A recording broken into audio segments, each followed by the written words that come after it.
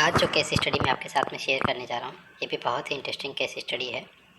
एक कैंडिडेट हमारे पास में करीब आज से 4 साल पहले आए, जो 2016 में हमसे इंटरेक्ट किए। तो फ़ोन पे जब बात हुई तो उनसे यही बात हुई कि सर मैं स्टूडेंट हूँ और मुझे जावा को लर्न करना है सर, बट सबसे बड़ा चैलेंज ये है सर कि मेरे पास में टाइमिंग का बहुत शॉर्टेज है। मुझे सर अराउंड 15-16 दिन का टाइम है, इसी दौरान में मुझे जावा लर्न करना है, फिर मुझे वापस से अपने स्टडीज़ के लिए चले जाना है। तो हमने बोला ठीक है, हम सिखाएंगे। तो जब वो कैंडिडेट आए तो बड़े कंफ्यूज कैंडिडेट थे वो, और वो लगता है कुछ चीज़ें सर्च कर रहे थे।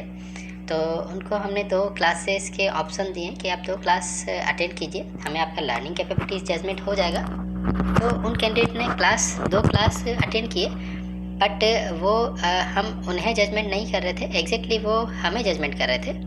और जजमेंट इस बेसिस पे कर रहे थे कि रिसर्च के बेसिस पे, ठीक है। तो 2 दिन के बाद में जब वो कैंडिडेट बोले कि ठीक है सर, मैं क्लास अटेंड करना चाहता हूँ, बट सर मेरा टाइमिंग का आप ध्यान दीजिएगा, टाइम मेरे पास में काफ़ी कम है। तो कोशिश कीजिए कि सर मुझे इंडिविजुअली पढ़ा के और जिन सर से मैंने क्लास अटेंड किया है उनसे ही कंटिन्यू करवा दीजिए, ठीक है। तो हमने बोला ठीक है, आपका क्लास उन्हीं सर से हम कंटिन्यू करा देंगे। जब तीसरे दिन वो कैंडिडेट आए तो वो फ़ीस सबमिट अपने करने के लिए उन्होंने कुछ कार्ड निकाले। तो आई वॉज सरप्राइज कि यार ये कार्ड तो इंडियन नहीं है। तो बोली सर ये देखिए, फिर दूसरा कार्ड, तीसरा कार्ड, चौथा कार्ड, उनके पास में 3-4 कार्ड थे, बट वो सारे कार्ड जो थे यूएसए के क्रेडिट कार्ड थे, ठीक है। तो वो बाद में बोले कि सर एग्जैक्टली काफ़ी हेजिटेट करते हुए बोले कि सर मैं एग्जैक्टली एनआरआई हूँ सर, और मैं यूनिवर्सिटी ऑफ जॉर्जिया के अंदर में प्रोफेसर हूँ सर। मैं वहीं पे इस यूनिवर्सिटी में लगा हुआ हूँ रिसर्च डिपार्टमेंट के अंदर में, और मैं इंडिया में आया हूँ कुछ जावा से रिलेवेंट कुछ रिसर्च करने। तो मैं ऐसे ही किसी सीनियर कंसल्टेंट को सर्च कर रहा था जो मुझे मेरे रिसर्च के पॉइंट ऑफ व्यू से गाइड कर सके और मुझे वैसे ही चीज़ें बता सके जो मुझे यहाँ पे मिली।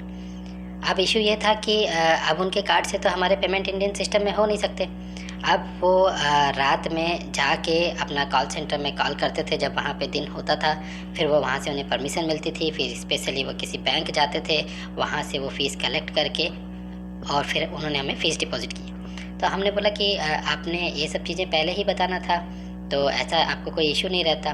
तो बोले कि नहीं सर, हमें लगा कि इंडिया में शायद ऐसा होता है कि अगर मैं बाहर का बता दूंगा तो मेरा फ़ीस बहुत ज़्यादा हो जाएगा।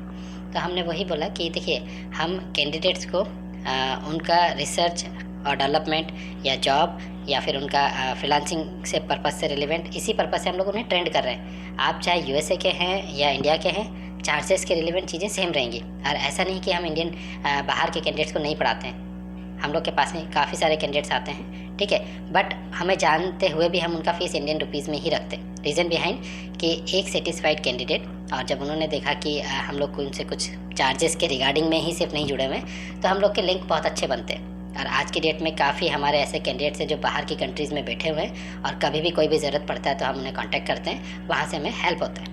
काफ़ी बार कुछ कैंडिडेट्स यहाँ से जॉब के पर्पज़ में जाते हैं, बाहर चले जाते हैं, क्लाइंट एंड पे चले जाते हैं, किसी को दिक्कत होता है तो दे कैन कॉन्टैक्ट, ठीक है। और नो डाउट कि वहाँ से हम लोग के पास में काफ़ी सारे प्रोजेक्ट्स भी आते रहते हैं, क्योंकि वो कैंडिडेट कभी यहाँ पे आके और अपना स्टडीज़ के पर्पज़ से सेटिस्फाइड होके गए थे, now they are connected for lifetime, ठीक है।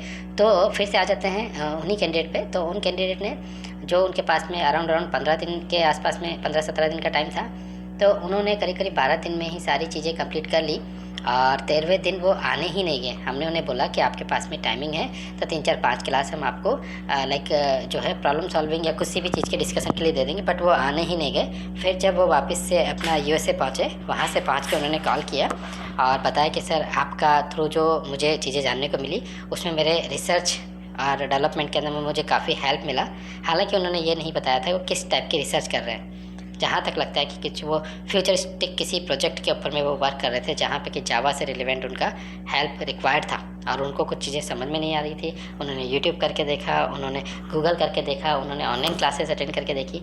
लास्ट में वो थक हार के इंडिया में इसी पर्पज़ से आए कि कोई ऐसे सीनियर मेंटर मिल जाए जो कि कंसेप्चुअली चीज़ें क्लियर कर दे, और फिर हम उनके थ्रू में अपने R&D के अंदर में अपने फ्यूचरिस्टिक जो प्रोजेक्ट बना रहे हैं उसके अंदर में उन चीज़ों को इम्प्लीमेंट कर सकें। तो ये किस्सा काफ़ी इंटरेस्टिंग किस्सा था, और उनका लाइक आज भी वो कैंडिडेट हमारे टच में है।